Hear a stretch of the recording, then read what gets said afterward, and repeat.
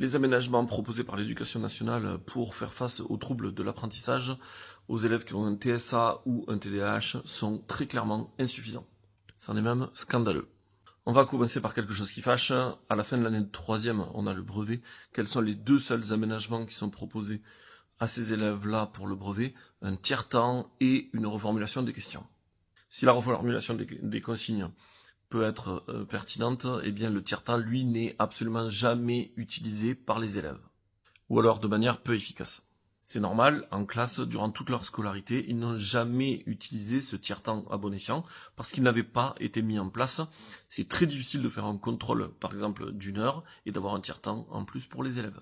Durant ce tiers-temps, ce qu'ils devraient faire, c'est prendre leur surligneur et surligner les mots importants des consignes. Ils devraient relire les documents 2, 3, 4, 5 fois jusqu'à les avoir compris complètement. Ils devraient poser le temps qu'il faut pour écrire des définitions, etc. Ils ne le font pas. Et ça n'est pas leur faute, c'est une question d'habitude. Oui, parce que d'habitude, la seule chose qui leur est proposée, c'est la photocopie du cours, et encore, c'est pas tous les collègues qui leur donnent. Cette photocopie, si elle était bien utilisée, l'objectif, ça ne serait pas de leur donner simplement un repos physique, ne pas écrire le cours, mais bien une utilité fonctionnelle.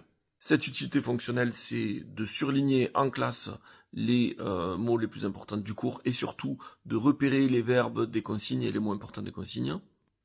Et aussi se concentrer sur d'autres tâches que le simple recopiage qui, lui, ne sert pas à grand-chose d'un côté cognitif. Beaucoup de parents attendent les aménagements d'un PAP, par exemple, comme le Saint Graal. Malheureusement, ils sont très rarement mis en place. Le dernier rempart, c'est la présence des AESH. Merci, merci, merci, les AESH. Mais là aussi, c'est insuffisant, malheureusement. Il y a deux types d'AESH, une AESH-I, ça veut dire individuel, et M, mutualisé. Et malheureusement, il y a beaucoup d'AESH-I qui se retrouvent à gérer 2 ou 3 cas d'élèves, dans la même classe, dans la même heure. L'autre souci, c'est que, à part les cas les plus graves, les AESH changent d'élèves et donc peuvent avoir 1 heure un élève avec un TSA, le lendemain un élève qui a un TDAH, puis un élève qui a une dyspraxie, etc.